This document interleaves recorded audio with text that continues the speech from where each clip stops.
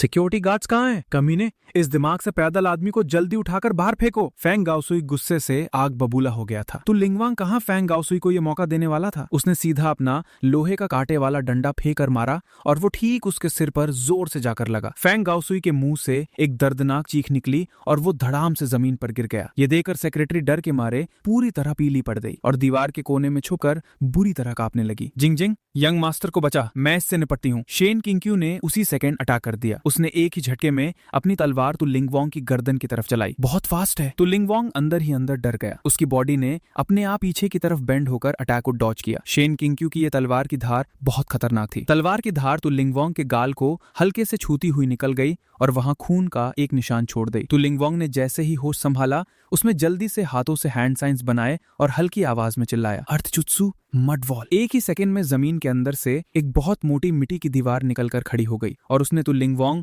और शेन किंग्क्यू के बीच रास्ता ब्लॉक कर दिया। शेन किंग्क्यू का पहला अटैक मिस हो गया था। उसने हल्के से अपनी भौहें सिकुड़ी। क्या सच में इसके पास अर्थ एलिमेंट का चक्र है? मेरा और सू जिंगजिंग दोनों का चक्र वाटर एलिमेंट का है। लगता है इसके अर्थ जुत्सु को तोड़ना इतना आसान नहीं होगा। उसने अपने हाथ की छोटी तलवार और टाइट पकड़ ली और उस मिट्टी की दीवार के चक्कर लगाते हुए अटैक करने का नया मौका ढूंढने लगी। उधर सू जिंगजिंग ने जल्दी से मुझे अपने पीछे करके प्रोटेक्ट किया और बहुत अलर्ट होकर तो लिंगवांग को घूरने लगी। उसने अपना हाथ चुपचाप अपने कपड़ों के अंदर डाला और अपनी कुनाई को पकड़ लिया। तो लिंगवांग भी अंदर ही अंदर बहुत हैरान था। इस नकली लॉन्ग यंग मास्टर के आसपास इतनी खतरनाक पावर वाली निंजास हैं। अगर मेरा अर्थ एलिमेंट उसके वाटर एलिमेंट को काउंटर नहीं करता तो शायद मैं सच में इस औरत के सामने नहीं टिक पाता। और उनके पास अभी एक और इंसान है। हालांकि उसने सिर पर स्टॉकिंग पहना हुआ है जिससे उसका चेहरा नहीं दिख रहा, पर उसके खड़े होने के स्टाइल से ही पता चल रहा है कि वो बहुत स्ट्रांग है। लॉन्ग ओटियान इस अचानक हुए कलेश से बुरी तरह डर चुका था। उसके का घाव पहले से ही बहुत भयंकर दर्द कर रहा था और अब तो उसके माथे से ठंडे पसीने छूट रहे थे। वो सेक्रेटरी के साथ एक कोने में छुपा हुआ था और गुस्से में गालियां बक रहा था। तुम सब यहाँ क्या घास छील रहे हो? फटाफट इस पागल आदमी का किस्सा खत्म करो। वाटर जुत्सु, water dragon bullet. Su Jingjing को ठीक मौका मिल गया। उसने अपने दोनों हाथों से स्पीड में हैंड साइंस बनाए। उसके हाथों से एक बहुत बड़ा पानी का ड्रैगन दहाड़ता हुआ बाहर निकला और सीधा जाकर तो लिंगवांग की मिट्टी की दीवार से पूरी ताकत से टकराया। इस भयंकर टक्कर की पावर से तो लिंगवांग पीछे की तरफ खिसकने लगा और उसकी मिट्टी की दीवार में भी क्रैक्स आने लगी। ये सब देखकर शेन किंग्क्यू ने तो लिंगवांग के डिफेंस में आई इस कमी का फायदा उठाया। उसने अपने पैरों के अंगूठों से जमीन पर हल्के से पुश किया और किसी भूत की तरह स्पीड में उस मिट्टी की दीवार के पीछे से घूम कर आ गई। उसने पानी की धार से ढकी अपनी छोटी तलवार सीधा तो लिंगवांग की छाती में घूपने के लिए आगे बढ़ाई। तो लिंगवांग लगातार एक के बाद एक मिट्टी की दीवारें बनाकर उस वाटर ब्लेड को रोकने की कोशिश कर रहा था और साथ ही उसने हमारी तरफ चिल्लाते हुए बोला, ओए लॉन्ग ओटियान, अगर तू असली मर्द है तो बाहर निकल कर आ, कुत्ते के पिल्ले। अगर हिम्मत है तो यहाँ से भागना मत। तूने हमारे यंग मास्टर को समझ क्या रखा है? हमारे यंग मास्टर यहीं पर हैं, वो यहाँ से बिल्कुल नहीं भागेंगे। सू जिंगजिंग ने लॉन्ग ओटियान की तरफ उंगली करते हुए तो लिंगवांग पर चिल्लाई। तो लिंगवांग की आंखें चमक उठी। ये तो यंग मास्टर की स्पेशल बॉडीगार्ड है ना? अच्छा, तो इसका मतलब इसने पहले ही दुश्मन की टीम में घुसपैठ कर ली थी। बढ़िया, बहुत बढ़िया। तो वही वो नकली यंग मास्टर है ना? बताने के लिए शुक्रिया मैडम। मैं लॉन्ग ओटियान बिल्कुल नहीं हूँ। लॉन्ग ओटियान तो ये है। लॉन्ग ओटियान डर के मारे पैंट में मूतने वाली हालत में था। उसने जल्दी से अपने बगल में खड़ी सेक्रेटरी की तरफ उंगली कर दी। तू of course long young master नहीं है। मुझे पहले से पता था कि तू एक नकली थैला है। अब तो तूने खुद भी मान लिया ना? तू लिंगवांग ने एक जोरदार हाथ मारकर शेन किंग्क्यू को पीछे धकेला और उसी टाइम उसने लॉन्ग ओटियान की तरफ अलग अलग साइज के मिट्टी के गोले फायर कर दिए। अर्जुत्सु, giant rock bullet. Young master बच के, मैं देखती हूँ। सू जिंगजिंग ने बिजली की स्पीड से आकर लॉन्ग ओटियान को धक्का देकर एक साइड कर दिया। उसने अपनी कुनाई निकालकर आगे आने वाले छोटे मिट्टी के गोलों को काटकर चूर चूर कर दिया। फ्यू, बाल बाल बचे। यंग मास्टर, आप ठीक तो हो ना? सू जिंगजिंग ने अपने माथे का पसीना पोंछा और साइड में पड़े लॉन्ग ओटियान की तरफ देखा, पर उसे क्या पता था, सू जिंगजिंग के इस धक्के ने लॉन्ग ओटियान को सीधा एक सबसे बड़े मिट्टी के गोले के गिरने की जगह पर पहुंचा दिया था। बाम! वो बड़ा सा मिट्टी का गोला ठीक लॉन्ग ओटियान के ऊपर आकर गिरा और उसे दबा दिया। उसके मुंह से सुअर के कटने जैसी भयंकर चीख निकली। लॉन्ग ओटियान उस मिट्टी के गोले के नीचे बुरी तरह फंस गया था और 1 इंच भी हिल नहीं पा रहा था। वो बस अपना गला फाड़ फाड़ कर चिल्ला सकता था, जल्दी इस कचरे को मेरे ऊपर से हटाओ, मेरा दर्द के मारे बुरा हाल हो रहा है। यंग मास्टर, मैंने जानबूझकर नहीं किया, मैं तो बस आपको बचाना चाहती थी। तू एक नंबर की बेवकूफ औरत है। क्या मुझे तेरे बचाने की जरूरत थी? वो इतना सा छोटा मिट्टी का गोला था, मैं एक थप्पड़ में उसे हवा में उड़ा देता, पर तुझे जरूरी मुझे धक्का देकर यहाँ मौत के मुंह में फेंकना था। लॉन्ग ओटियान गुस्से के मारे बेहोश होने वाला हो रहा था। पाड़े का घाव अब फटने की हालत में आ गया था। उधर तू लिंगवांग जो शेन किंग्क्यू से फाइट कर रहा था, उसने जब सू जिंगजिंग का ये कांड देखा तो अपने दिल में उसे थम्स अप दिया। वाह मैडम, क्या मस्त काम किया है। शेन किंग्क्यू अंदर ही अंदर बहुत टेंशन में आ गई थी। हालांकि उसकी पावर तू लिंगवांग से थोड़ी सी ज्यादा थी, पर दिक्कत ये थी कि तू लिंगवांग की पावर उसके वाटर जुत्सु की पूरी तरह काउंटर थी, जिस वजह से वो उसे जल्दी हरा नहीं पा रही थी। अब उसके पास एक ही रास्ता था, सामने वाले का चक्र खत्म होने तक फाइट खींचना। जिंगजिंग, तू जल्दी से यंग मास्टर को लेकर यहाँ से निकल, मैं इसे यहाँ रोकती हूँ। ठीक है। सू जिंगजिंग के दिल में बहुत गिल्ट भर गया था। उसने जल्दी जल्दी मिट्टी खोदकर लॉन्ग ओटियान को बाहर निकाला। सू जिंगजिंग ने पूरी जान लगाकर लॉन्ग ओटियान को उस मिट्टी के ढेर से खींचा। लॉन्ग ओटियान दर्द से अपने दांत पीस रहा था और उसका चेहरा बिगड़ गया था। वो गालियां बकता जा रहा था और सू जिंगजिंग उसे आधा घसीटते हुए आधा उठाते हुए दरवाजे की तरफ भाग रही थी।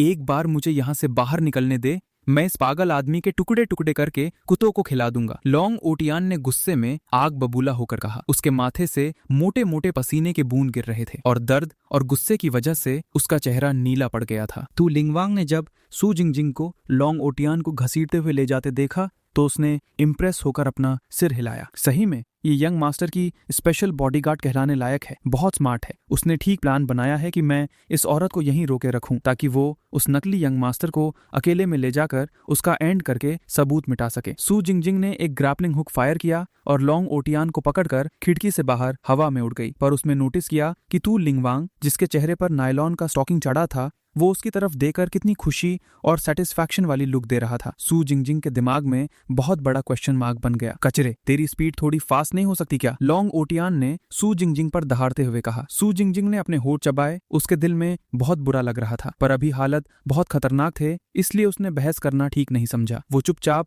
लॉन्ग ओटियान को अपनी पीठ पर उठाकर दूर भागने लगी और बिल्डिंग से भागने की अपनी स्पीड और बढ़ा दी। लॉन्ग ओटियान ने जैसे ही मुंह खोलकर 2-4 गालियां और बकनी चाही, सू जिंगजिंग उसे पीठ पर लादे हुए एक बिल्डिंग के बड़े होर्डिंग के पास से स्विंग करके निकली और लॉन्ग ओटियान का सिर सीधा उस होर्डिंग के लोहे के फ्रेम पर जोर से जाकर टकराया। एक ही सेकंड में लॉन्ग ओटियान का सिर फट गया और खून की धार बह निकली। यंग मास्टर, ये सब मेरी गलती है। सू जिंगजिंग को दिल से रोना आ रहा था। ना तो मैं इनकी ठीक से हेल्प कर पाई और ऊपर से मैंने यंग मास्टर पाड़े का घाव और खराब कर दिया। लॉन्ग ओटियान ने एकदम वीक हालत में अपना सिर पकड़ा हुआ था। उसकी आवाज अभी पूरी निकली भी नहीं थी कि अचानक सू जिंगजिंग के हाथ की रस्सी एक जोर की आवाज के साथ बीच से टूट गई और वो दोनों ठीक बिल्डिंग के बगल की हवा से सीधा जमीन की तरफ गिरने लगे। नीचे गिरते वक्त लॉन्ग ओटियान ने उम्मीद छोड़कर अपनी आंखें बंद कर ली। उसके चेहरे पर साफ लिखा था कि मेरा तो लाइफ से भरोसा ही उठ चुका है। ठीक उसी टाइम मैं और तांग नाना रेस्टोरेंट से बाहर निकले और कॉलेज वापस आने वाले रास्ते पर चल रहे थे। चांद की रोशनी पानी की तरह रास्ते पर पड़ रही थी और हम दोनों के ऊपर चमक रही थी, पर हमारे बीच का माहौल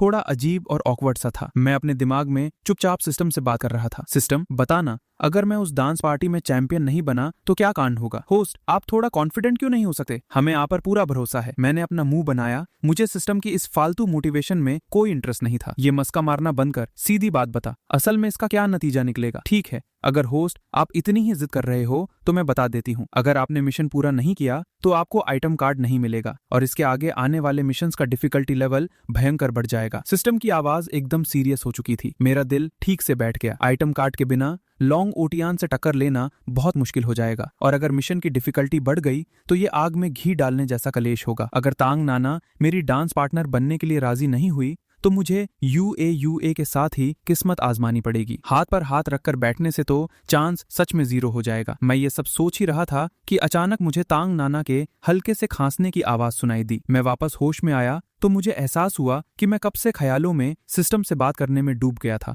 और मैंने अपने बगल में चल रही तांग नाना को पूरी तरह इग्नोर ही कर दिया था। तांग नाना का मूड इस वक्त थोड़ा उलझा हुआ था। उसने सोचा था कि फेंग युआन को रिजेक्ट करने के बाद उसे आराम और शांति मिलेगी, पर जब उसने देखा कि फेंग युआन पूरे रास्ते एकदम चुपचाप और मायूस चल रहा है तो उसके दिल में अजीब सी बेचैनी और बुरा लगने लगा। चांद की रोशनी ने उसकी पूरी बॉडी पर एक नरम और चमकती हुई सिल्वर आउटलाइन बना दी थी। इस वक्त उसने हल्के से अपनी भौहें सिकुड़ी हुई थीं। उसके चेहरे से साफ लग रहा था कि वो कुछ बोलना चाहती है, पर हिचकिचाहट की वजह से बोल नहीं पा रही। मैं अपने दिमाग में डर गया। फेंग युआन, ओए फेंग युआन, तू एकदम मैनर्सलेस इंसान है। उसने तुझे रिजेक्ट किया, वो उसकी अपनी चॉइस है और तू पूरे रास्ते एक लफ्ज तक नहीं बोला। अब तांग नाना पक्का यही सोच रही होगी कि मैं एटीट्यूड दिखा रहा हूँ और मुंह फुलाकर बैठा हूँ। ये सोचकर मैंने जल्दी से एक बड़ी सी स्माइल दी और तांग नाना से बोला, नाना क्लासमेट, मैं थोड़ा ख्यालों में खो गया था। I am really sorry. सच कहूँ तो अगर तुम मेरी डांस पार्टनर नहीं भी बनोगी ना, तो भी मैं तुम्हारा बहुत शुक्रिया अदा करता हूँ कि तुमने पिछले कुछ दिन मुझे डांस सिखाया। अगर तुम मुझे प्रॉपर गाइड नहीं करती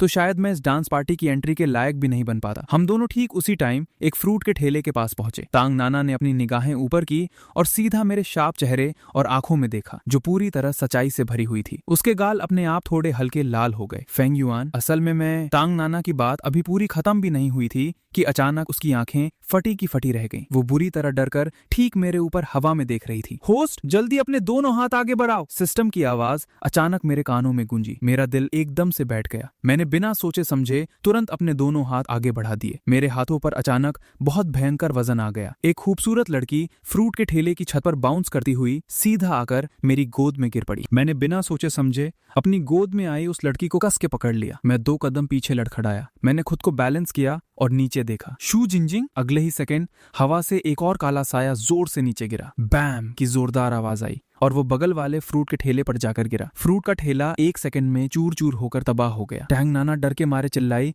और जल्दी से मेरे पीछे छुपकर मेरा हाथ कस के पकड़ लिया। उस इंसान का चेहरा एकदम सफेद पड़ चुका था। मैंने ठीक से ध्यान लगाकर देखा तो वो कोई और नहीं बल्कि लॉन्ग ऑटियन था। इस वक्त उसकी हालत कुत्तों जैसी हो रखी थी। उसके बाल बिखरे हुए थे, कपड़ों पर धूल और खून के निशान थे। उसके चेहरे पर नीले पीले मार के निशान थे। खासकर उसके पिछवाड़े पर बंधी वो पट्टी इस वक्त पूरी तरह खून से भीग चुकी थी और अलग ही चमक रही थी। बचा लो मुझे। लॉन्ग ऑटियन ने एकदम कमजोर हालत में अपना सिर उठाकर मेरी तरफ देखा। जब उसने देखा कि सामने कोई जान पहचान वाला खड़ा है तो उसकी आंखों में उम्मीद की एक चमक आ गई। शू जिंजिंग मेरी गोद से निकली और बहुत गिल के साथ लॉन्ग ऑटियन के ऊपर पड़े हुए फ्रूट्स के टुकड़े हटाने लगी। यंग मास्टर, मैंने सच में जानबूझकर नहीं किया। लॉन्ग ऑटियन ने बिना किसी ताकत के शू जिंजिंग को गुस्से से घूरा। वो कुछ बोलना चाहता था पर दर्द के मारे उसके मुंह से बस दर्दनाक कराहने की आवाज ही निकल रही थी। मैं अपने सामने मिट्टी में सनी हुई शू जिंजिंग और आधी मौत मर चुके लॉन्ग ऑटियन को देकर पूरी तरह कंफ्यूज और शॉक में था। ये आखिर कलेश क्या चल रहा है? आसमान से फिर से सूश की आवाज आई और एक और साया इस तरफ उड़ता हुआ आ रहा था। एक और आ गया। ज्यादा सोचने का टाइम नहीं था।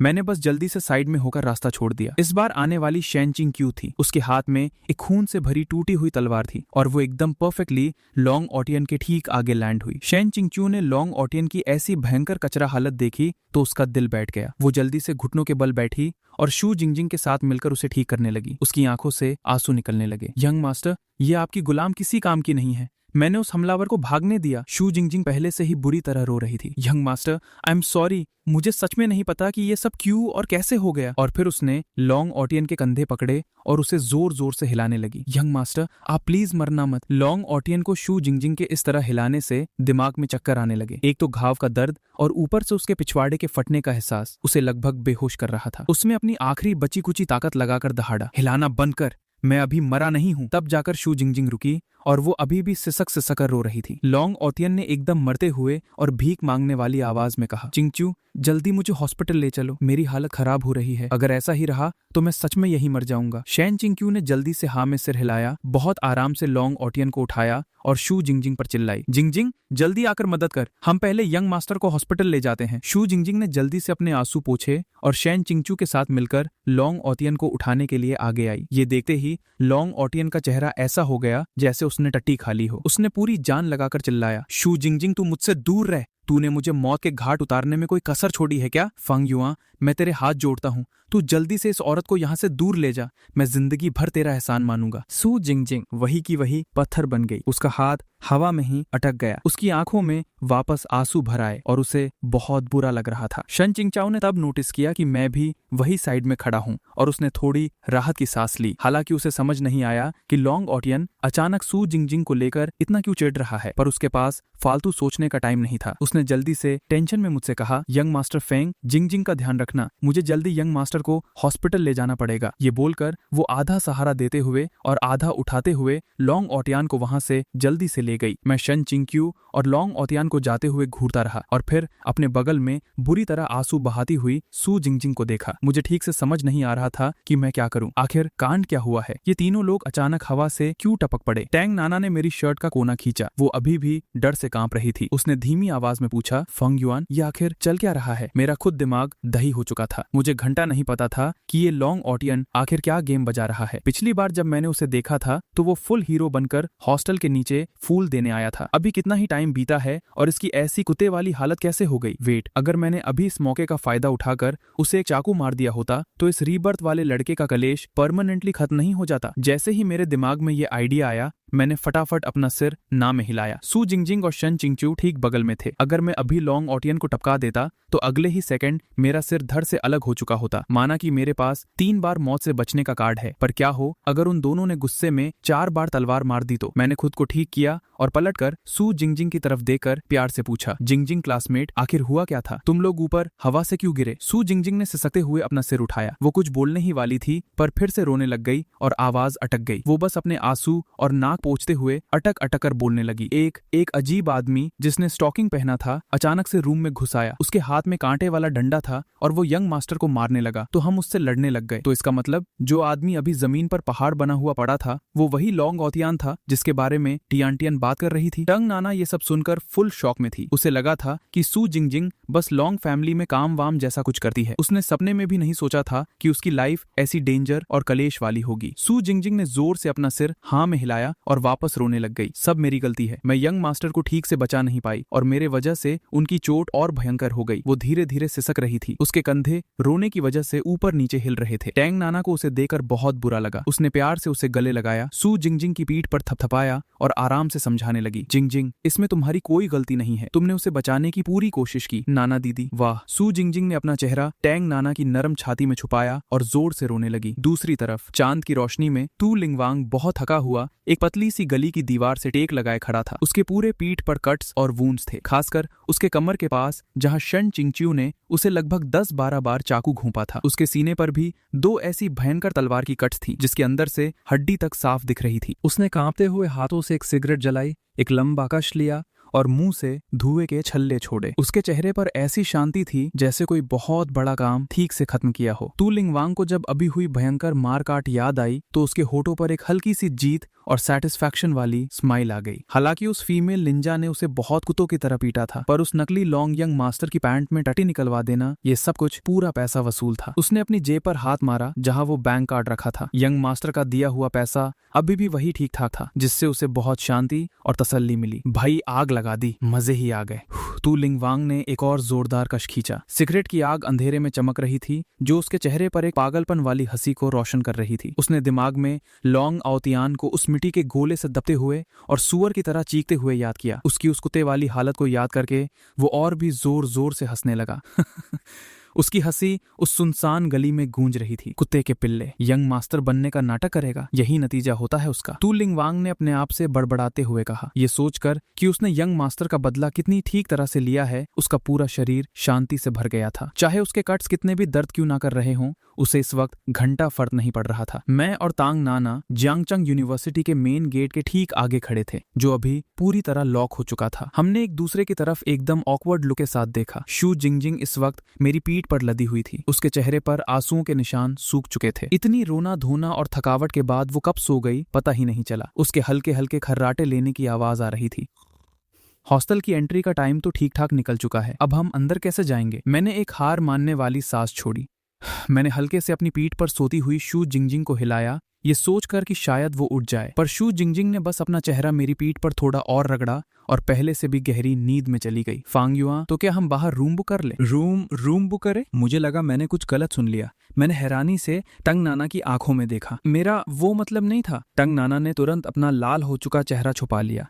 वो शर्म के मारे जमीन में गड़ जाना चाहती थी। हालांकि मुझे पता था कि टंग नाना बस रात काटने के लिए कोई जगह ढूंढना चाहती है, पर इस टाइम पे ये बात सुनकर किसी का भी दिमाग उल्टी सीधी चीजों पर ही जाएगा ना। टंग नाना घबराकर हवा में हाथ हिलाते हुए एक्सप्लेन करने लगी। मेरा मतलब था कि किसी होटल में जिंगजिंग के लिए रूम बुक कर लेते हैं ताकि वो आराम कर सके। तुम कुछ उल्टा सीधा मत सोचना। उसके गाल एकदम गर्म हो रहे थे और चांद की रोशनी में भी उसका लाल हुआ चेहरा साफ दिख रहा था। बस जिंगजिंग क्लासमेट के आराम के लिए रूम बुक करना है और कोई बात नहीं है। मेरा चेहरा भी शर्म से लाल हो रहा था, पर हमें इतनी टेंशन लेने की जरूरत नहीं है। हम यूयू के पास जा सकते हैं। यूयू का मेरे तीसरे चाचा के साथ झगड़ा हो गया था तो वो अकेले अलग शिफ्ट हो गई है। छोड़ो यार, रहने देते हैं। तन नाना को ड्रेस शॉप में फांग यूयू के साथ हुई वो बेकार मीटिंग याद आ गई और उसने अपनी भौहें सिकोड़ी। मेरा अपना एक अलग प्लान भी था। फांग यूयो के पास खुराफाती आइडियाज की कोई कमी नहीं है। शायद वो मुझे कोई ऐसा जुगाड़ बता दे जिससे मैं टंग नाना के बिना भी फ्रेशमैन वेलकम डांस पार्टी में चैंपियन बन सकूं। और मैं इस मौके का फायदा उठाकर फैंग यूयो के साथ प्रैक्टिस करके केमिस्ट्री भी बढ़ाना चाहता था। तंग नाना की गाइडेंस के बाद मैं पूरी तरह बदल चुका हूं। मेरा प्लान सुनने के बाद तंग नाना को अंदर ही अंदर थोड़ा बुरा लगा, पर फिर भी उसने एक प्यारी सी स्माइल दी। ठीक है, मुझे तुम पर पूरा भरोसा है फैंग युआन। एक पुरानी और रॉयल स्टाइल वाले रूम में एक काले कपड़े पहना हुआ आदमी अपने हाथों में 2 जेट बॉल्स घुमा रहा था। उसने रेड वाइन का एक घूंट लिया और बहुत मजे में रिलैक्स लग रहा था। तभी रूम का दरवाजा किसी ने खटखटाया। उस आदमी ने अपनी पलकें उठाई और उसे अंदर आने का इशारा किया। एक मास्क पहना हुआ आदमी उसके पास आया। उसका चेहरा एकदम सीरियस था। उसने उस आदमी के कान में कुछ फुसफुसाया। क्या? ये सुनते ही उस काले कपड़े वाले आदमी के माथे की नसें गुस्से से तन गई और उसके हाथ के जेट बॉल्स एक झटके में चूर चूर हो गए। तू लिंगवांग ने धोखा दे दिया। और तो और उसने लॉन्ग यंग मास्टर पर हमला करके उन्हें घायल कर दिया। लॉन्ग यंग मास्टर का पिछवाड़ा पूरी तरह फट चुका है। वो मास्क वाला आदमी उस भयंकर गुस्से में भरे लीडर को देकर पसीने से भीग गया। तुझे पक्का यकीन है ना कि कोई गलती नहीं हुई? उस लीडर की आवाज बहुत तेज और भारी हो गई। ये एकदम सच है सर। मुझे जैसे ही खबर मिली मैं खुद वहां जांच करने गया था। वहां फाइट के जो निशान बचे थे वो पक्का टू लिंगवांग का ही स्टाइल है। टू लिंगवांग सच में बागी हो चुका है। वो मास्क वाला आदमी थोड़ा रुका और रोने जैसी शक्ल बनाकर बोला, और कुछ दिन पहले जब वो गायब हुआ था तो हमने उसे कॉल किया था। उसने हमें कुत्तों की तरह गालियां दी और आपको बद्दुआ दी कि सर आपके बेटे का पिछवाड़ा ही ना हो। और उसके बाद से उसका नंबर बंद आ रहा है। लीडर को अचानक चक्कर आने लगे और वो धराम से पीछे सोफा पर गिर गया। उसे लगा जैसे उसके ऊपर आसमान टूट पड़ा हो। अगर ये मैटर ठीक से हैंडल नहीं हुआ तो पूरा जंगचंग ब्रांच तबाह हो जाएगा। हरामखोर। हमारी ऑर्गेनाइजेशन ने उस पर इतने एहसान किए, इतने सालों तक उसे ट्रेन किया, इतना पैसा और रिसोर्सेज लगाए और उसे स्पिरिट किंग की पोस्ट दी। ये कमीना पागल हो गया है क्या जो ऐसी बिना दिमाग वाली हरकत कर दी? सर अभी सबसे इंपॉर्टेंट काम है उस धोखेबाज को जल्दी से पकड़कर वापस लाना, वरना ऊपर वालों का गुस्सा हम झेल नहीं पाएंगे। मास्क वाले आदमी ने जल्दी से उसे याद दिलाया। हाँ ठीक कहा। ओए सुन, जल्दी जाकर हुआ लिंगवांग को बुला कर ला। लीडर जल्दी से खड़ा हुआ और उस मास्क वाले को ऑर्डर दिया। Knock knock knock. Fang Yuan, कहीं तुम्हारी बहन सो तो नहीं गई? टोंग नाना ने धीरे से पूछा। ये कैसे हो सकता है? मैंने अभी कुछ देर पहले ही उसे कॉल किया था। ये बोलते हुए मैंने अपनी पीठ पर सो रही सू जिंगजिंग को थोड़ा ठीक से सेट किया और फिर से अपार्टमेंट का दरवाजा जोर से खटखटाया। इस बार फाइनली दरवाजा खुला, पर वो बस एक छोटी सी दरार जितना खुला और तुरंत वापस बंद हो गया। मैं फेंग यूयू की इस हरकत को देखकर पूरा कंफ्यूज हो गया। मेरे चेहरे पर हजारों सवाल थे। मैंने फिर से दरवाजा खटखटाया और चिल्लाया, जल्दी दरवाजा खोल यूयू, मैं तेरा भाई हूँ। दरवाजा अभी भी बंद था, पर अंदर से फेंग यूयू की गुस्से में भरी आवाज आई। फेंग युआन, तू एक नंबर का झूठा है। मैं दरवाजा नहीं खोलूंगी। वो बड़े बूब्स वाली औरत यहाँ क्या कर रही है? यूयू, तू पहले दरवाजा खोल, मैं तुझे आराम से सब एक्सप्लेन करता हूँ। मुझे कुछ नहीं सुनना। तू बाहर लड़कियों के साथ मजे करता है वो अलग बात है, पर अब तू उन्हें घर भी लाने लग गया। ऊवू, फेंग युआन, तू एक नंबर का कमीना है। अब मैं क्या करूँ? ठीक है, मैं ही यहाँ से चली जाती हूँ। टोंग नाना ने ये सब सुना तो उसका खून खौल गया और वो गुस्से में पलटकर वहां से जाने लगी। मैंने जल्दी से उसका हाथ पकड़कर रोका और साथ ही कमरे के अंदर जोर से धमकी दी। फेंग यूयू, मैंने तुझे फोन पर सब क्लियर कर दिया था ना? अगर तूने ये ओवर एक्टिंग बंद नहीं की तो कसम से मैं तुझे डांस पार्टी में नहीं ले जाऊंगा। ये सुनते ही दरवाजा एक झटके में खुल गया। फेंग यूयू ने तुरंत अपनी नौटंकी बंद की और एक बहुत प्यारी सी स्माइल लेकर सामने आ गई। उसने मेरा हाथ पकड़ा और बहुत प्यार से मक्खन लगाते हुए बोली, भाई मैं तो बस तेरे साथ मजे ले रही थी, जल्दी अंदर आ जाओ, जल्दी आओ। ये बोलते हुए उसने चोरी चुपके टोंग नाना को घूरा और जीप बाहर निकाली। सू जिंगजिंग को पीठ पर लिए हुए मैं रूम में अंदर गया। टोंग नाना अपना माथा पीटते हुए हार मानकर मेरे पीछे पीछे अंदर आई। फेंग यूयू जल्दी जल्दी इधर उधर भागकर सू जिंगजिंग को सोफा पर लिटाने में मेरी मदद करने लगी और बहुत प्यार से उसके ऊपर एक ब्लैंकेट भी ओढ़ा दिया। फेंग यूयू का ये बैचलर अपार्टमेंट ज्यादा बड़ा नहीं था, पर इसे बहुत प्यारे और शानदार तरीके से सजाया गया था। लाइट पिंक कलर का सोफा, एकदम मुलायम फर्री कारपेट और दीवार पर कुछ क्यूट कार्टून पेंटिंग्स लगी हुई थीं। देखकर ही पता चल रहा था कि उसने अपनी पसंद से इसे बहुत दिल से डेकोरेट किया है। टोंग नाना हॉल के बीच में खड़ी होकर चारों तरफ देख रही थी। वो दिल ही दिल में सोच रही थी कि ये स्टाइल तो उसके स्टाइल से एकदम ऑपोजिट है। शू जिंगजिंग को आराम से सेट करने के बाद मैंने फेंग यूयू को मोटा मोटा बता दिया कि आखिर क्या क्या कांड हुआ था। तो कुल मिलाकर बात ये है, आज हमें बस तुम्हारे यहाँ ही रुकना पड़ेगा। जिंगजिंग दीदी बेचारी कितनी दुखी है ना। फेंग यूयू ने सोफा पर गहरी नींद में सो रही शू जिंगजिंग को देखा। उसकी आंखों में बहुत दया थी। फेंग यूयू ने बिना आवाज किए आराम से शू जिंगजिंग को ब्लैंकेट उठाया और फिर खिड़की के पास बैठी टंग नाना को देखा। वो बिना कुछ बोले बस खिड़की से बाहर सड़क को घूर रही थी। ऐसा लग रहा था जैसे वो बहुत गहरी सोच में डूबी हो। उसकी एक ब्यूटीफुल टांग दूसरी टांग पर रखी हुई थी, उसकी स्कर्ट थोड़ी सी नीचे खिसक गई थी और लाइट में उसकी स्किन एकदम मस्त चमक रही थी। फेंग यूयू ने खुराफाती तरीके से अपनी आंखें घुमाई, चुपके से मेरे कान के पास आई और फुसफुसाकर बोली, भाई वो बड़े बूब्स वाली दीदी को क्या हुआ है? वो थोड़ी उदास लग रही है। मैंने हल्के से फेंग यूयू के सिर पर मारा और धीमी आवाज में बोला, आज जो कलेश हुआ है ना, उससे वो भी डर गई है, शायद अभी शौक से बाहर आ रही है। ऐसा है क्या? पर मुझे तो नहीं लगता कि बात यह है। फेंग यूयू ने अपनी छोटी सी नाक सिकोड़ी, उसकी आंखों में एक तेज चमक आ गई। यूयू, मैं एक कॉल अटेंड करके आता हूँ। मैंने अपने फोन की स्क्रीन देखी जिस पर बैट यान टियन नाम चमक रहा था। मेरा चेहरा थोड़ा सा बदल गया। छोटे युआन, तुम लोग कहाँ हो? यंग मास्टर फोंग, तुम लोग अभी तक वापस क्यों नहीं आए? तुम अभी कहाँ हो? सेफ तो हो ना? तुमने खाना खा लिया? कॉल उठते ही बैट यान टियन की बात अभी पूरी भी नहीं हुई थी कि सू याओ याओ ने सवालों की लाइन लगा दी। उसकी आवाज से साफ पता चल रहा था कि वो बुरी तरह टेंशन में है। जब तक मैं कॉल पर बात कर रहा था, फेंग यूयू ने मौके का फायदा उठाया और चुपके से जाकर तंग नाना के बगल में बैठ गई। उसके चेहरे पर एक बहुत मीठी स्माइल थी। उसने बोलना शुरू किया, नाना दीदी, तुम्हारे और मेरे भाई के बीच आखिर चल क्या रहा है? मैंने देखा जब वो तुम्हारे बारे में बात कर रहा था तो उसका रिएक्शन बहुत मजेदार था। टैंग नाना इस अचानक पूछे गए सवाल से पूरी तरह घबरा गई। उसके गाल थोड़े लाल हो गए। उसने अपनी नजरें चुराते हुए धीमी आवाज में कहा, नहीं कुछ नहीं, हम बस नॉर्मल दोस्त हैं। नाना दीदी, क्या मैं अपने उस नल्ले भाई को नहीं जानती? उसके रिएक्शन से साफ पता चल रहा है कि वो तुम पर लटू है। टैंग नाना का दिल जोर से धड़का। उसने जल्दी से फोंग यो ये की तेज नजरों से अपनी आंखें बचाई और जबरदस्ती नॉर्मल दिखने की एक्टिंग करते हुए बोली, तुम फालतू बातें मत करो, हम सच में बस फ्रेशमैन वेलकम डांस पार्टी के लिए एक साथ डांस प्रैक्टिस कर रहे हैं। क्या सच में बस इतना ही है? फेंग यूयो अचानक खड़ी हो गई और धीरे धीरे टैंग नाना के पास आने लगी। ये नाना दीदी, मेरा भाई बदसूरत तो बिल्कुल नहीं है ना? सच कहूँ तो वो हैंडसम है। टैंग नाना की आवाज मच्छर जैसी धीमी थी। उसके दिमाग में बस उसी दिन का सीन चल रहा था जब चांद की रोशनी में मैंने उसे गले से लगाकर एक साथ डांस किया था। फेंग यूयो के चेहरे की स्माइल और भी गहरी हो गई। वो थोड़ी और पास आई। नाना दीदी, मैं तुम्हें साफ साफ बता दूं कि मेरा भाई प्यार मोहब्बत के मामले में एकदम गधा है। अगर उसे महाबुद्धू कहा जाए तो भी कम होगा। फोंग यूयो आगे बोलती रही, तो इसलिए अगर नाना दीदी तुम्हें भी उसमें इंटरेस्ट है तो तुम्हें ही आगे से पहल करनी पड़ेगी, वरना वो तो पूरी जिंदगी समझ नहीं पाएगा। टैंग नाना का चेहरा एक सेकंड में पूरा लाल हो गया, एकदम पके हुए सेब की तरह। उसने कुछ बोलने के लिए अपना मुंह खोला। वो रोकना चाहती थी पर उसका गला एकदम सूख चुका था। एक वर्ड भी बाहर नहीं निकला। पर मैंने आज उसे अपना डांस पार्टनर बनने के लिए रिजेक्ट कर दिया। टैंग नाना की आवाज बहुत उदास थी और उसकी उंगलियां बिना जाने ही अपनी स्कर्ट को नोच रही थी। ये सुनकर फोंग यू ये सच में बहुत हैरान हुई। उसने कभी सपने में भी नहीं सोचा था कि मैं खुद सामने से जाकर किसी लड़की को डांस पार्टनर बनने के लिए पूछूंगा। तंग नाना की दिल की धड़कन बहुत तेज हो गई। उसने अपने नीचे वाले होंठ को चबाया। अचानक उसे कुछ याद आया और उसका दिल बहुत उदास हो गया। पर उसने चेहरे पर नॉर्मल दिखने की एक्टिंग करते हुए कहा, वो सीक्रेट ग्रैंड प्राइज जीतना चाहता है, इसलिए इतनी मेहनत कर रहा है। मेरे से इसका कोई लेना देना नहीं है। फेंग यूयू की खुराफाती स्माइल देखकर तंग नाना को अचानक समझ में आया कि वो बिना जाने ही फेंग यूयू की बातों के जाल में फंस चुकी है। कॉल खत्म करके मैं वापस आया। मैंने देखा कि फेंग यूयू और तंग नाना एक साथ बैठे हैं और उनका चेहरा एकदम सीक्रेट वाला लग रहा है। ये दोनों अचानक बातें कैसे करने लग गईं? कलेश हो गया।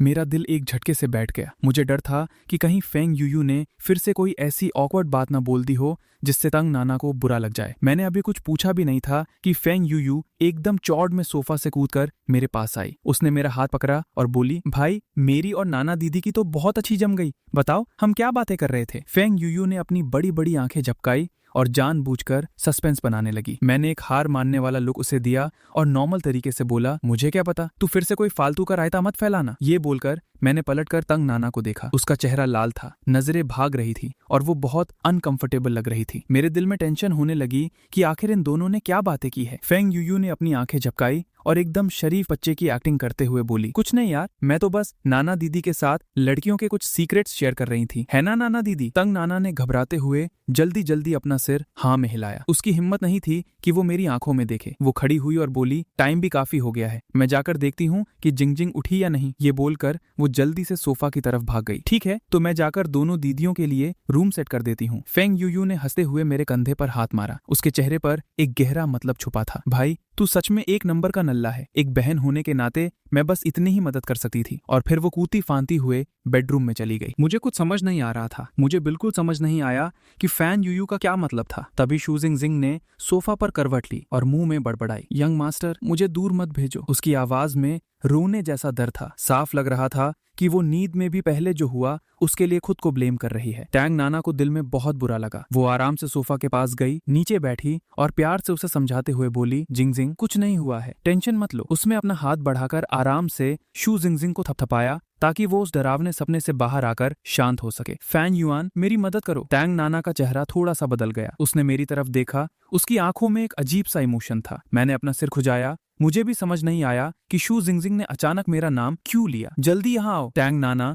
थोड़ी हेल्पलेस लग रही थी, पर फिर भी उसने मुझे हाथ से इशारा करके बुलाया। मैं जल्दी से सोफा के पास गया और नीचे बैठा। मैंने शू जिंगजिंग के सिकुड़े हुए माथे को देखा, थोड़ा सा हिचकिचाया और ब्लैंकेट के बाहर निकले हुए उसके हाथ को आराम से पकड़ लिया और धीमी आवाज में बोला, जिंगजिंग क्लासमेट, मैं यहाँ हूँ, डरो मत। शायद मेरी आवाज सुनकर शू जिंगजिंग धीरे धीरे शांत होने लगी। उसके माथे की सिकुड़न भी आराम से खुल गई और उसके मुंह से आ रही बड़बड़ाहट भी रुक गई। टैंग नाना ने मुझे शू जिंगजिंग का हाथ पकड़े हुए देखा। उसके दिल में बिना किसी बात के थोड़ी जलन और उदासी होने लगी। उसने अपना चेहरा दूसरी तरफ घुमा लिया और धीमी आवाज में बोली, मैंने सोचा नहीं था कि जिंगजिंग तुम पर इतना ट्रस्ट करती है। मुझे थोड़ा ऑकवर्ड लगा और मैंने जल्दी से शू जिंगजिंग का हाथ छोड़ दिया। मैं खड़ा हुआ, अपना सिर खुजाते हुए बोला, शायद इसलिए क्योंकि हमने अभी कुछ चीजें साथ में फेस की हैं, तो उसे अंदर से लग रहा होगा कि मैं उसकी मदद कर सकता हूँ। टैंग नाना ने आराम से हाँ में सिर हिलाया और कुछ नहीं बोली, पर उसकी नजरें अभी भी शू जिंगजिंग पर ही टिकी थी। फैंग योयुए बेडरूम से बाहर आई। उसने ये सब देखा और हंसते हुए बोली, ओहो भाई, मुझे नहीं पता था कि तू लोगों को इतने अच्छे से हैंडल कर लेता है। ये बोलते हुए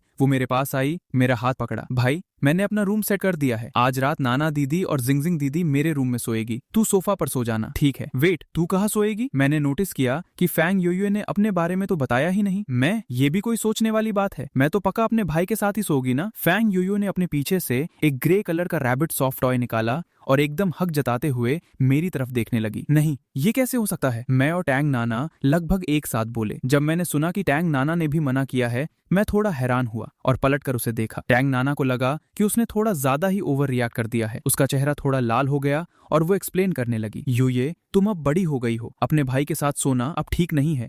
अब मैं क्या करूं? पर मुझे अपने भाई के साथ सोए हुए बहुत टाइम हो गया है। पिछले 1 महीने से मेरा भाई मेरे साथ ही तो रह रहा था। फैन योयुए ने मुझे आंख मारी और चुपके से टैंग नाना का रिएक्शन चेक करने लगी। ओए ओए ओए, तू फिर से ऐसी बातें क्यों बोल रही है जिससे लोगों को गलतफहमी हो जाए? मैंने फैंग योयुए के सिर पर एक हल्की चपत लगाई और फिर पलटकर थोड़ा ऑकवर्ड होते हुए टैंग नाना को एक्सप्लेन किया। उस टाइम योयुए बीमार थी, वो अकेली थी, तो मुझे टेंशन हो रही थी, इसलिए मैं कुछ टाइम के लिए उसकी देखभाल करने आ गया था। टैंग नाना ने आराम से सिर हिलाया। उसके दिल की वो अजीब सी जलन और टेंशन थोड़ी कम हुई, पर फिर भी एक हल्की सी उदासी उसके दिल में रह गई। जब मेरे नल्ले भाई को मेरे साथ सोने का बिल्कुल मन नहीं है, तो फिर मुझे जिंगजिंग दीदी के साथ बड़े बेड पर ही सोना पड़ेगा। फैंग योयुए ने जानबूझकर बेचारी सी शक्ल बनाई, अपने रैबिट टॉय को घसीटते हुए धीरे धीरे बेडरूम की तरफ जाने लगी और साथ ही टैंग नाना को आंख का इशारा किया। और दूसरी तरफ लॉन्ग आउतियन फिर से हॉस्पिटल में एडमिट हो गया था और जैसा कि एक्सपेक्टेड था, वो फिर से पाइल्स डिपार्टमेंट में ही गया था। होस्ट, आपका पिछवाड़ा ठीक तो है ना? तुझे मैं कहाँ से ठीक लग रहा हूँ? लॉन्ग ऑटियन वार्ड में जोर से चिल्लाया।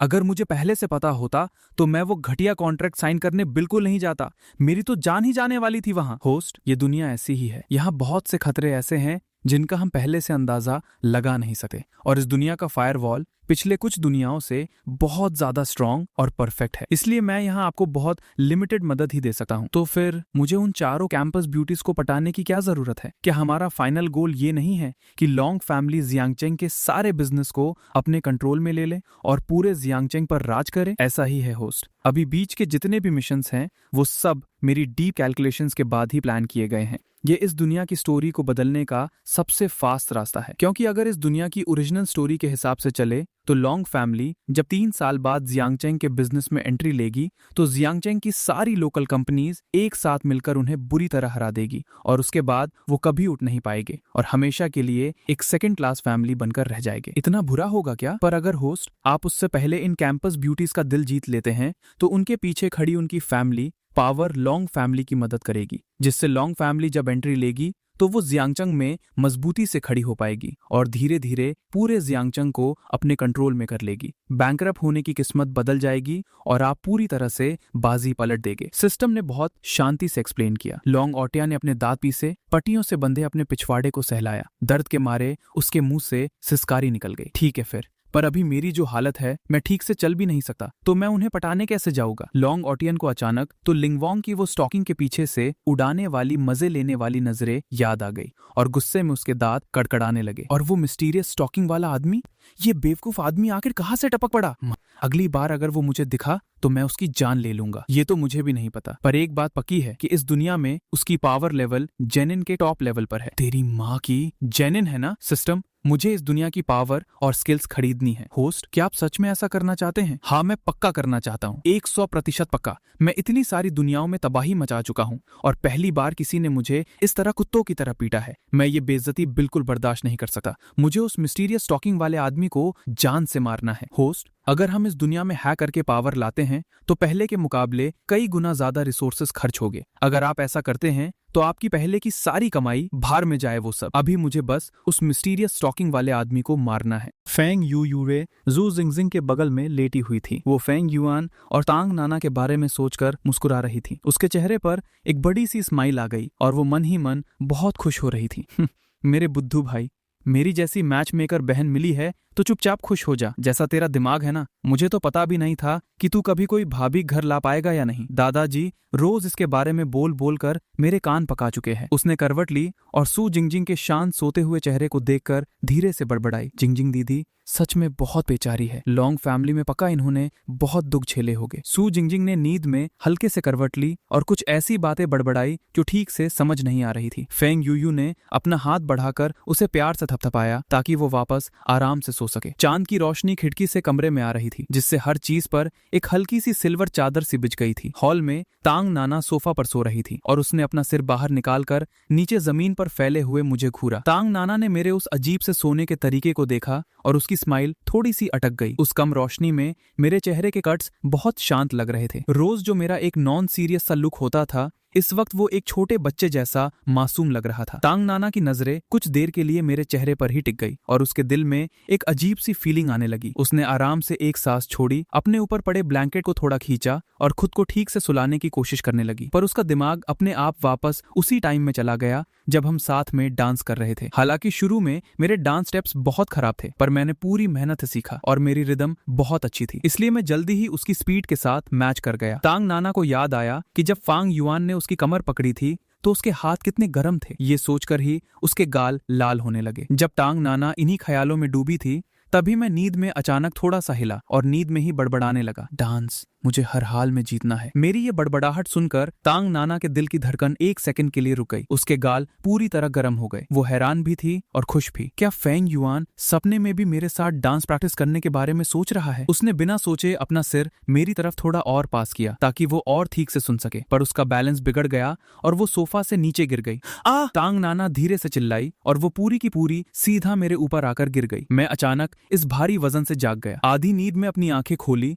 तो देखा कि तांग नाना का प्यारा सा चेहरा मेरे एकदम करीब था। हम दोनों की नाक लगभग एक दूसरे से टच हो रही थी और हमारी गर्म सांसें एक दूसरे से मिल रही थी। तांग नाना की बड़ी बड़ी आंखों में घबराहट और शर्म साफ दिख रही थी। वो उठना चाहती थी, पर उसे रियलाइज हुआ कि उसका हाथ मेरे शरीर के नीचे दबा हुआ था और वो 1 इंच भी हिल नहीं पा रही थी। नाना क्लासमेट, मैं भी इस सीन की वजह से पूरा लाल हो गया था। मेरा दिमाग एकदम ब्लैंक हो गया था। मुझे बिल्कुल समझ नहीं आ रहा था कि मैं क्या रिएक्ट करूं। मैं गलती से नीचे गिर गई, तांग नाना ने हकलाते हुए एक्सप्लेन किया। वो मेरे दिल की तेज धड़कन को अपने पतले कपड़ों के आर पार फील कर पा रही थी, जिससे उसका खुद का दिल भी घबराहट में जोर जोर से धड़कने लगा। हम दोनों बस ऐसे ही अटके हुए थे। वहां का माहौल इतना रोमांटिक और टेंशन वाला हो गया था कि सांस लेना भी भारी लग रहा था। ठीक उसी टाइम बेडरूम का दरवाजा अचानक खुला। फांग यूयुए अपनी आंखें मलते हुए बाहर आई और मुंह में बड़बड़ा रही थी, इतनी रात को तुम लोग क्या कर रहे हो? इतनी आवाज क्यों आ रही है? जमीन पर इस रोमांटिक सीन को देखते ही फांग यूयुए की नींद एक झटके में उड़ गई। उसकी आंखें एकदम बड़ी बड़ी हो गई और चेहरे पर एक खुराफाती स्माइल आ गई। ओहो,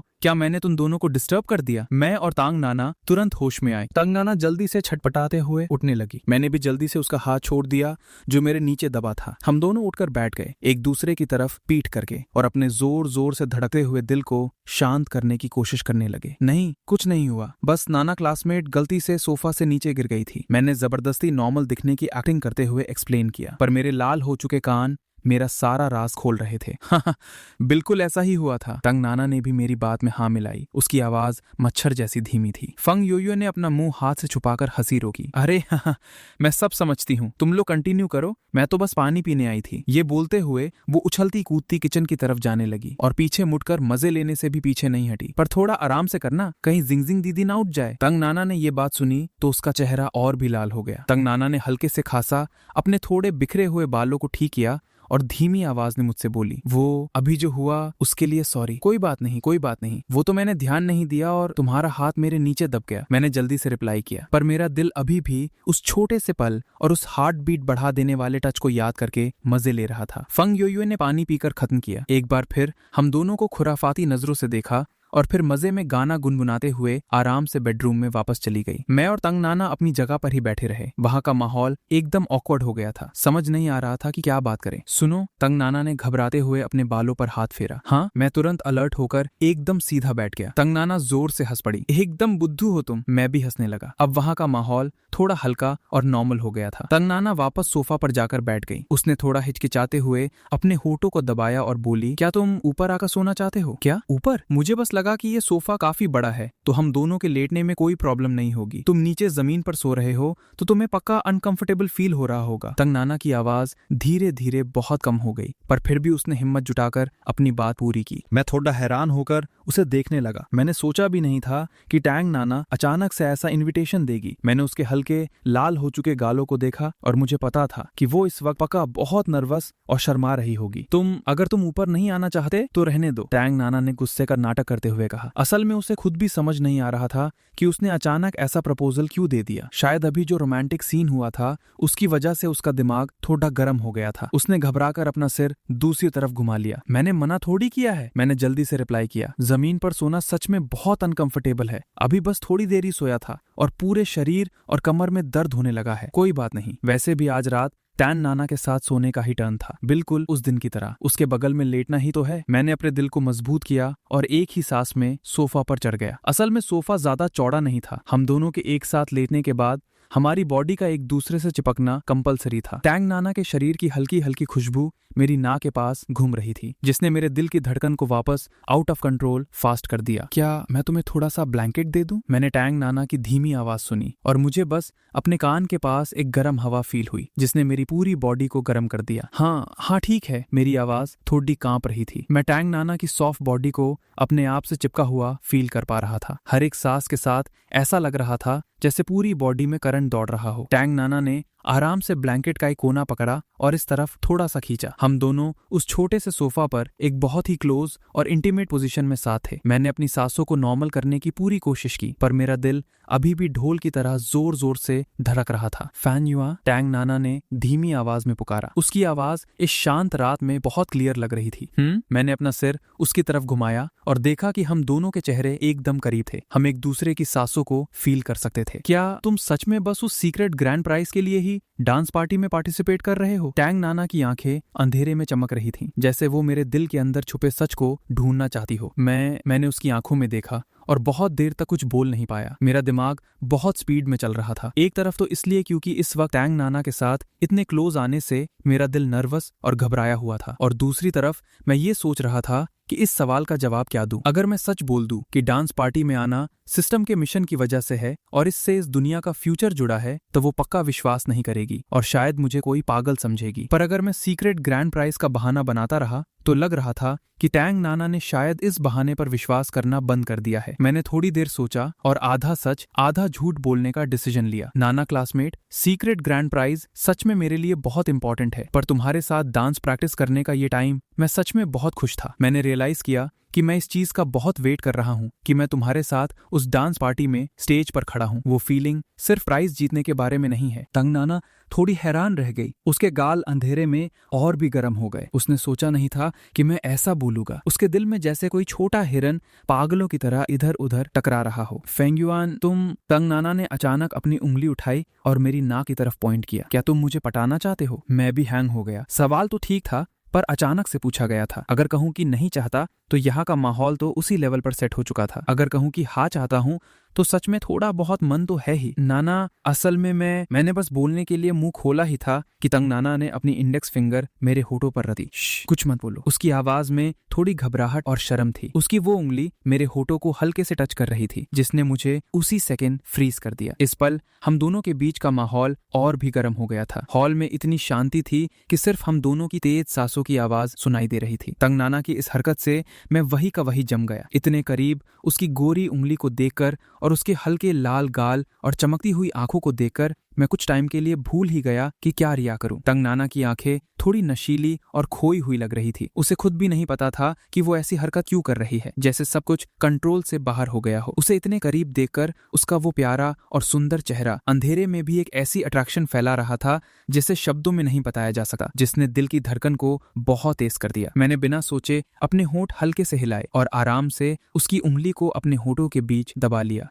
तंग नाना के मुंह से एक छोटी सी आवाज निकली। उसकी बॉडी थोड़ी कांपने लगी। एक करंट एक ही सेकंड में उसकी पूरी बॉडी में दौड़ गया। वो अपनी उंगली वापस खींचना चाहती थी पर जैसे किसी अजीब सी पावर ने उसे पकड़ लिया हो, वो हिल भी नहीं पा रही थी। सॉरी, मैं अपनी इस अचानक की गई हरकत के लिए माफी मांगने ही वाला था कि तंग नाना ने अचानक अपनी आंखें बंद कर ली, अपनी ठुड्डी को हल्का सा ऊपर उठाया। उसके वो खूबसूरत और नरम होंठ हल्के से कांप रहे थे, जैसे वो किसी चीज का वेट कर रही हो। मैं उसी सेकंड तंग नाना का इशारा समझ गया। मेरे दिल की धड़कन बहुत ज्यादा तेज हो गई। मेरे दिल में एक अजीब सी चाहत उठाई। अपने सामने इतनी करीब उस खूबसूरत लड़की को देखकर मैं अपने अंदर की बेचैनी को कंट्रोल नहीं कर पाया। मैंने आराम से अपना हाथ आगे बढ़ाया और हल्के से उसके कंधों को पकड़ लिया। इस सपने जैसे प्यारे माहौल में मैं धीरे धीरे तंग नाना के पास गया। हम दोनों के होंठ एक दूसरे के बहुत करीब आ गए और जैसे ही वो टच होने वाले थे, मेरे होंठ आराम से उसके होठों से लग गए। तंग नाना ने अपनी आंखें खोली। उसका दिमाग एकदम ब्लैंक था। उसने कोई विरोध नहीं किया। मेरे होंठ गर्म और मुलायम थे। उनमें एक ऐसी अट्रैक्शन थी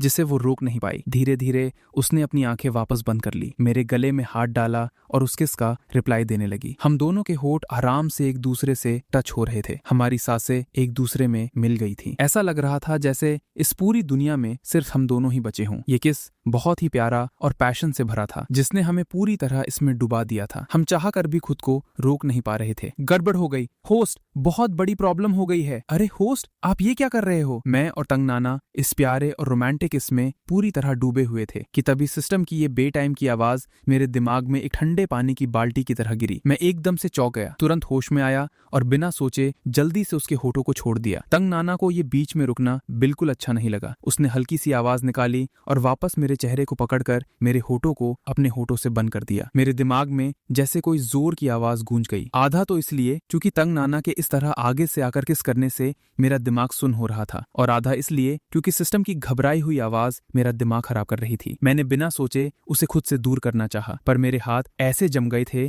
जैसे किसी ने कोई जादू कर दिया हो। मुझसे बिल्कुल ताकत नहीं लगाई जा रही थी। तंग नाना की आंखें कसकर बंद थीं। उसकी लंबी पलकें हल्के हल्के कांप रही थीं। इस वक्त वो अपनी सारी शर्म और झिझक भूल चुकी थी। उसके गाल गर्म थे, सांसें तेज चल रही थी और उसके मुंह से एक शर्म और चाहत से भरी धीमी आवाज आ रही थी। होस्ट, लॉन्ग आउटिया ने पता नहीं कौन सा जुगाड़ लगाकर दुनिया के डेटा में जबरदस्ती एंट्री कर ली है। अब वो बहुत स्ट्रांग होने वाला है। आपको अभी जाकर उसे रोकना होगा। ये सुनते ही मेरा दिल धक से रह गया। फाइनली मेरे दिमाग ने मेरे दिल को हरा दिया। मैंने थोड़ी ताकत लगाई और आराम से तंग नाना को खुद से दूर किया।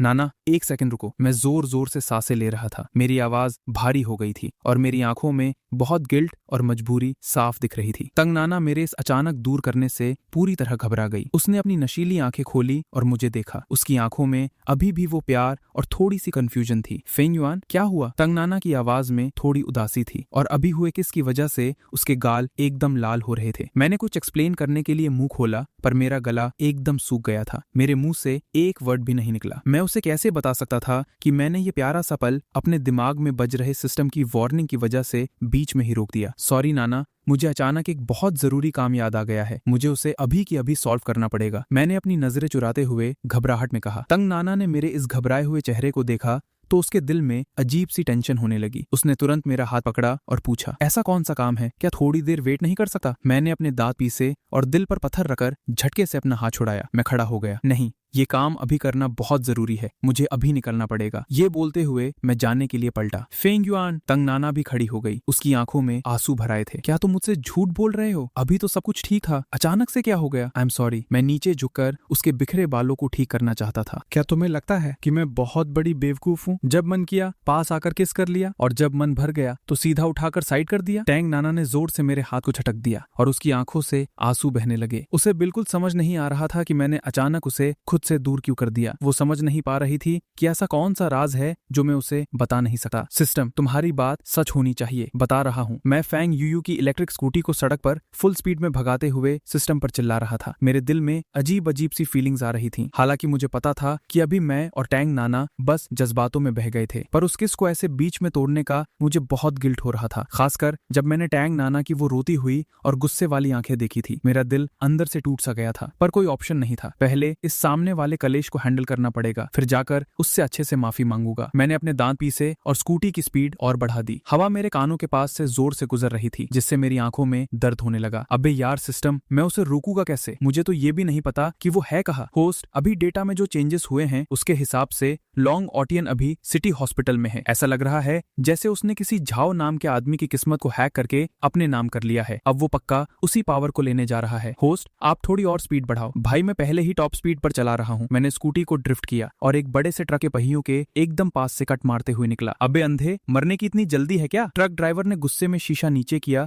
और मेरी तरफ चिल्लाते हुए गालियां देने लगा। मैं हवा की स्पीड से भाग रहा था और फाइनली मुझे हॉस्पिटल का मेन गेट दिख गया। मैंने जोर से ब्रेक मारी और स्कूटी ऑलमोस्ट साइड की रेलिंग से टकराने ही वाली थी। मैंने स्कूटी को ठीक से पार करने की भी टेंशन नहीं ली, उसे वही छोड़ा और भागते हुए हॉस्पिटल की बिल्डिंग के अंदर घुस गया। हॉस्पिटल के अंदर पहुंचते ही कुछ ऐसा दिखा जिसकी उम्मीद नहीं थी। लॉन्ग ऑटियन इस वक्त हॉस्पिटल की लॉबी में ही था। वो एक व्हील चेयर पर बैठा था, शरीर के कई हिस्सों पर प्लास्टर चढ़े हुए थे और वो कुछ नर्सेस के साथ बहुत बुरी तरह बहस कर रहा था। शैन चिंग क्यू उसके पीछे खड़ी थी। उसके चेहरे पर बेबसी साफ दिख रही थी। लॉन्ग ऑटियन के पिछवाड़े पर बंधी पट्टियां अब पहले से और भी मोटी हो गई थीं। वो एकदम सफेद पड़ चुका था, पर उसके चेहरे पर गुस्सा भरा था। क्या तुम जानते हो मैं कौन हूँ? तुम्हारी हिम्मत कैसे हुई मुझे रोकने की? लॉन्ग ऑटियन नर्सेस पर चिल्ला रहा था। मुझे अभी डिस्चार्ज चाहिए, अभी के अभी। एक उम्र दराज महिला जो शायद नर्स मैनेजर थी, उसने अपनी भौहें सिकोड़ी और सख्ती से कहा, मिस्टर लॉन्ग, आपकी चोट अभी बहुत गंभीर है, खासकर आपके पिछवाड़े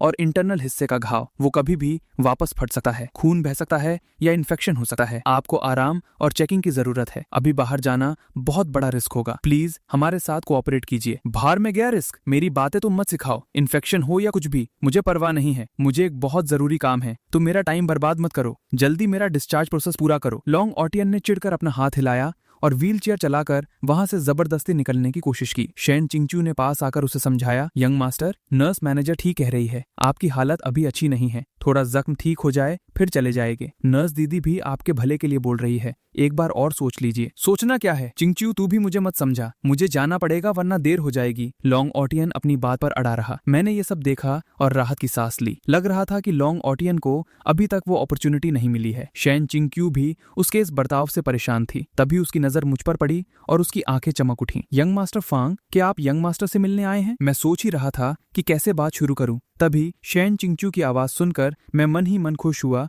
और जल्दी से आगे बढ़ा। हाँ, ऑटियन भाई को इतनी गहरी चोट आई है, मैं घर पर चैन से कैसे बैठ सकता था? मैं बस ये देखने आया था कि वो अब कैसे है। मेरे चेहरे पर फिक्र थी, पर दिल में मैं सोच रहा था कि इतनी ऊंचाई से गिरने के बाद भी ये बच कैसे गया। बड़ा अफसोस है। शैन चिंगचू को लगा कि मैं सच में परेशान हूँ। इतनी रात को यंग मास्टर फांग इतनी दूर से हॉस्पिटल आए हैं यंग मास्टर को देखने। वो यंग मास्टर का कितना ख्याल रखते हैं। फांग युआन, तू एकदम सही टाइम पर आया है। जियांगचंग तेरा इलाका है, जल्दी इन नर्सेस को बोल कि मुझे जाने दे, ये मुझे रोक रही है। लॉन्ग ऑटियन ने मुझे देखा तो उसे लगा जैसे कोई सहारा मिल गया हो। मैं तुम्हें कोई सहारा नहीं देने वाला। अगर तू बाहर गया और तुझे वो अपॉर्चुनिटी मिल गई तो मेरा क्या होगा? आज तुझे यहाँ से हिलने नहीं दूंगा। मैंने दिमाग लगाया और चेहरे पर एक मजबूरी वाला एक्सप्रेशन लाकर बोला, ओटियन भाई, ये कैसी पागलों जैसी बातें कर रहे हो? तुम्हें इतनी चोट लगी है, ऐसे में डिस्चार्ज कैसे ले सकते हो? फांग युआन, मैं सच बोल रहा हूँ। मुझे आज रात ही एक बहुत जरूरी काम करना है। तू बस मेरी इस बार मदद कर दे, मैं तेरी सारी शर्तें मान लूंगा। मैंने लॉन्ग ओटियन की व्हीलचेयर के हैंडल पकड़ लिए और उसे आगे बढ़ने से रोक दिया। खुद को देखो, पूरे शरीर पर चोट है। अगर बाहर कुछ हो गया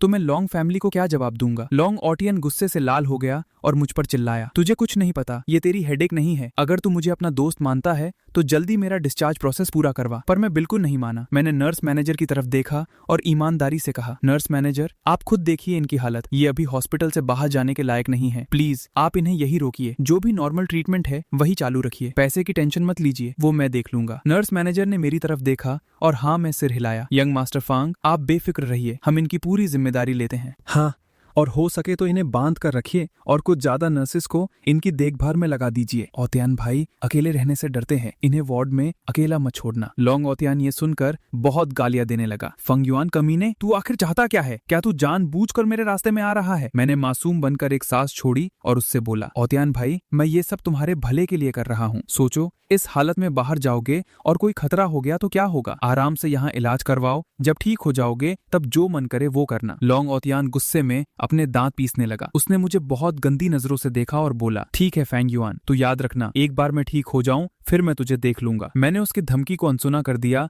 और शैन चिंक्यू से बोला, आओ, तियान भाई की चोट बहुत गहरी है, कोई भी बात हो तो मुझे कॉल कर देना। शैन चिंक्यू बहुत परेशान थी। उसने मुझसे कहा, young master Fang, I am really sorry. Young master का मूड थोड़ा खराब है, इसलिए वो ऐसे बोल रहे हैं, आप बुरा मत मानना। मैंने हाथ हिलाकर कहा, अरे कोई बात नहीं, मैं समझ सकता हूँ कि दर्द की वजह से वो चिढ़ रहे हैं। चिंक्यू, तुम भी ज्यादा परेशान मत हो, बस उनका ख्याल रखो। पीछे नर्स मैनेजर दूसरी नर्सेस को ऑर्डर्स दे रही थी कि लॉन्ग ओतियान को जबरदस्ती वापस वार्ड में ले जाया जाए। लॉन्ग ओतियान अभी भी छटपटा रहा था और चिल्ला रहा था, फंग युआन कमीने, तूने मेरा काम बिगाड़ा है, मैं तुझे छोड़ूंगा नहीं। मैं वहीं खड़ा रहा और आराम से देखता रहा कि कैसे नर्सेज ने उसे पकड़कर लिफ्ट में डाल दिया। जब लिफ्ट का दरवाजा बंद हुआ तब जाकर उसकी चिल्लाने की आवाज बंद हुई। शैन चिंक्यू ने एक बार फिर एहसान मानकर मेरी तरफ देखा और बोली, यंग मास्टर फेंग, आप सच में बहुत अच्छे इंसान हैं। यंग मास्टर खुशकिस्मत है कि उन्हें आप जैसा दोस्त मिला। जब शैन चिंक्यू भी लिफ्ट में चली गई तब मैंने अपने माथे का पसीना पोंछा। मैं खुश था कि मैंने लॉन्ग ओतियान को रोक लिया है। तभी अचानक लॉन्ग ओतियान और मेरे सिस्टम ने एक साथ हमारे कानों में बोला, होस्ट, वो अपॉर्चुनिटी अभी हॉस्पिटल के गेट के ठीक बाहर है। नर्स दीदी, मैं अपनी मेडिकल रिपोर्ट लेने आया हूँ। मैं चेक करती हूँ। मिस्टर जाओरितियन ना? जाओरितियन ने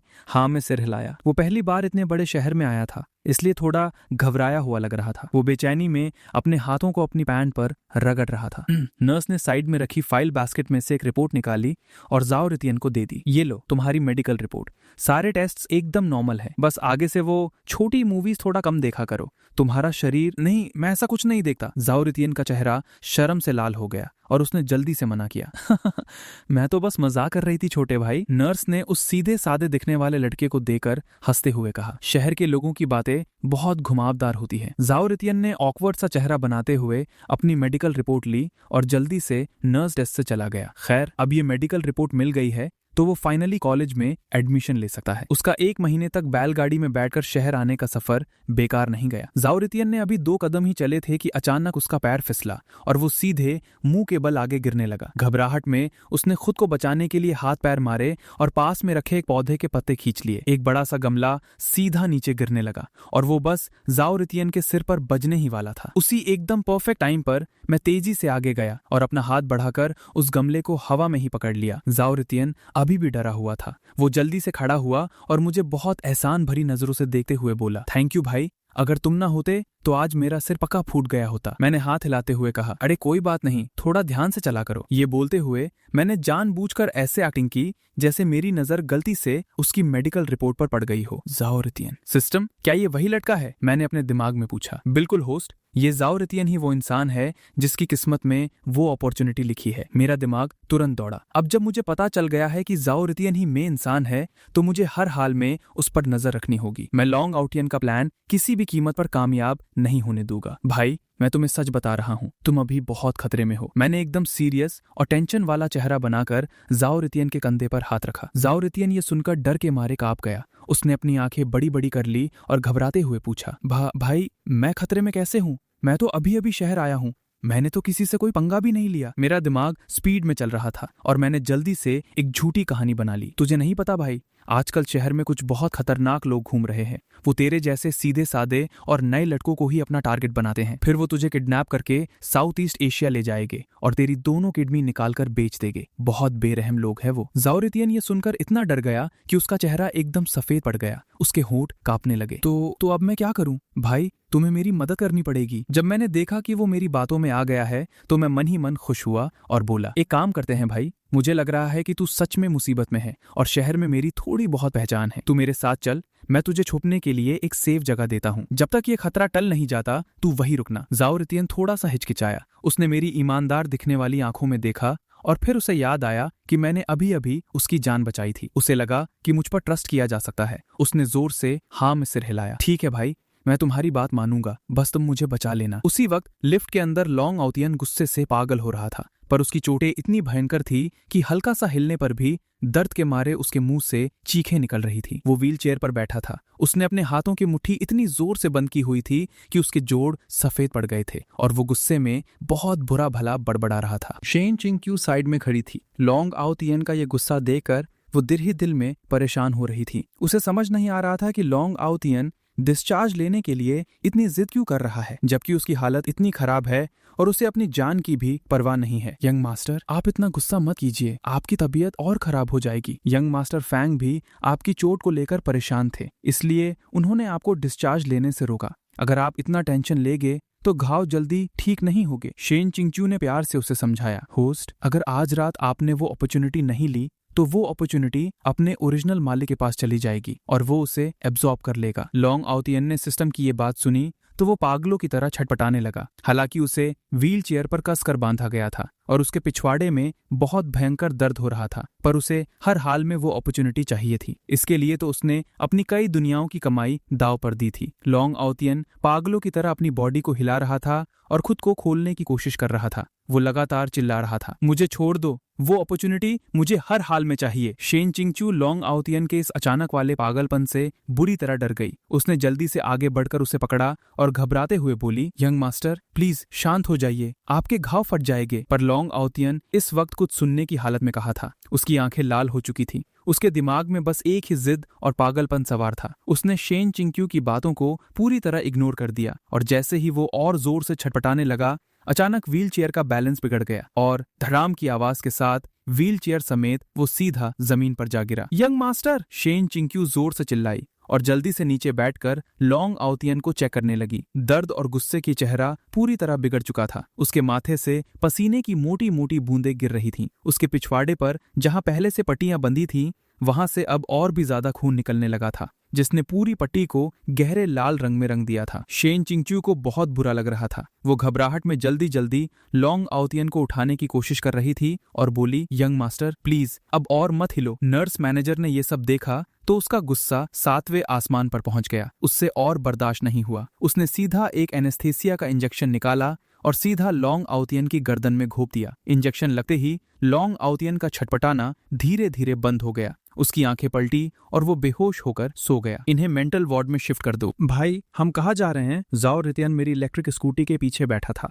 वो अंदर से नर्वस भी था और एक्साइटेड भी, तो उससे रहा नहीं गया और उसने पूछ लिया, पहले तेरे लिए रुकने के लिए कोई होटल ढूंढते हैं? रितियन भाई, तू टेंशन मत ले, मैं इस मैटर को पूरा सॉल्व करवा कर ही छोड़ूंगा। मैंने स्कूटी चलाते हुए पीछे बैठे हुए रितियन को तसल्ली दी।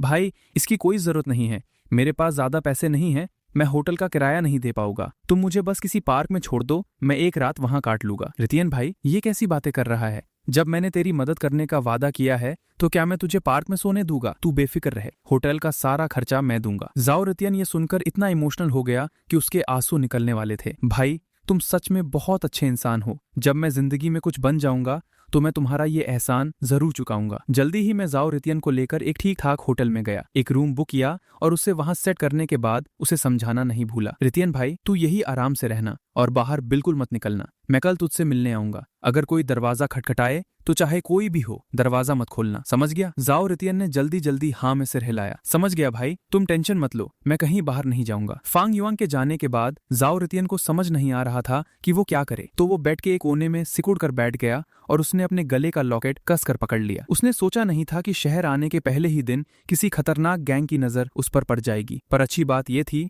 कि उसे फेंग युआन जैसा अच्छा भाई मिल गया। इस दुनिया में अभी भी अच्छे लोग हैं, जाओ रितियन ने दिल ही दिल में सोचा। मैं किसी चोर की तरह छुपते छुपाते अपार्टमेंट का दरवाजा खोलकर अंदर गया और बहुत आराम से अपना सिर अंदर डाला। मैंने देखा कि घर में एकदम शांति थी, सिर्फ हॉल की नाइट लैम्प की हल्की सी लाइट जल रही थी। मैं दबे पैरों से अंदर गया, कोशिश कर रहा था कि बिल्कुल भी आवाज ना हो। मुझे डर था कि कहीं सो रहे लोग जाग न जाए। मैं आराम से सोफा के पास से निकला और अपने जमीन पर लगे बिस्तर की तरफ जाने लगा। अचानक सोफा पर एक साया उठकर बैठ गया। डर के मारे मेरा दिल बाहर आने वाला था। युइवे, तुम यहाँ कैसे? क्या हुआ? मैं नहीं हो सकती क्या? ऐसा लग रहा है जैसे तुम मुझे देखकर बहुत निराश हो गए हो। फांग युइवे ने अपने हाथ बांधे और आधी स्माइल के साथ मुझे देखा। नाना क्लासमेट कहाँ है? भाई, तुम्हें अभी भी नाना दीदी की फिक्र है। फांग युइवे ने अपना मुंह बनाया और बेडरूम की तरफ इशारा किया। मैंने उन्हें जिंगजिंग दीदी के साथ सुला दिया है। उसने अपनी बड़ी बड़ी आंखें झपकाई, अचानक मेरे पास आई और मुझे सूंघने लगी। तुम्हारे शरीर से हॉस्पिटल वाली स्मेल क्यों आ रही है? तुम हॉस्पिटल गए थे क्या? हाँ, एक काम निपटाने गया था। फांग युइवे ने अपने सॉफ्ट टॉय को पकड़कर अचानक अपनी आवाज धीमी किया। भाई, क्या तुम और नाना दीदी वो कर रहे थे? क्या वो? मैंने अनजान बनने की एक्टिंग की। अरे वही। फांग युइवे ने चिढ़कर अपना पैर पटका और अपने हाथों से किस करने का इशारा किया। मेरा चेहरा शर्म से लाल हो गया